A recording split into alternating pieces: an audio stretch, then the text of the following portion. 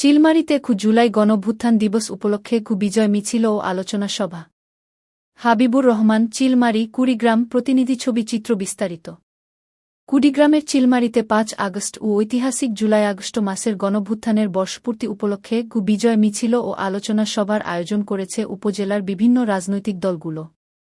মঙ্গলবার ৫ই আগস্ট উপজেলার কলেজ মোড় এলাকা থেকে কৃষক দলের ব্যানারে একটি বিজয় মিছিল বের করা হয়েছে। পরে মিছিলটি বিভিন্ন সড়ক প্রদক্ষিণ করে চিলমারী সরকারি কলেজ মাঠে এসে শেষ হয়েছে।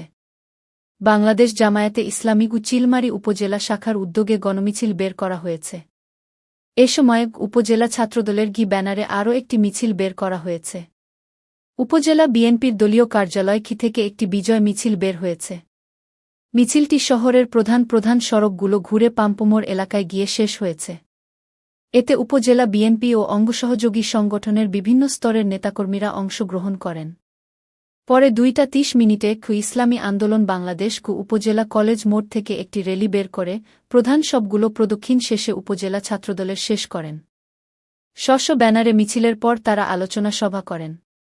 এসব আলোচনা সভায় জুলাই আগস্ট গণঅভ্যুত্থানের ঐতিহাসিক প্রেক্ষাপট ও তাৎপর্য তুলে ধরে বক্তব্য রাখেন উপজেলা বিএনপির আহ্বায়ক কমিটির আহ্বায়ক আব্দুল বারী সরকার, সিনিয়র যুগ্ম আহ্বায়ক রফিকুল ইসলাম স্বপন, সদস্য সচিব আবু হানিফা, যুগ্ম আহ্বায়ক ফজলুল হক, উপজেলা জামায়াতের আমির অধ্যাপক নূর আলম মুকুল, শ্রমিক কল্যাণ ফেডারেশনের সভাপতি হয়রত আলী, জেলা কৃষক দলের যুগ্ম আহ্বায়ক মাহমুদুল হাসান বাবু, তাইবুর রহমান সহ আর অনেকে বক্তব্য রাখেন।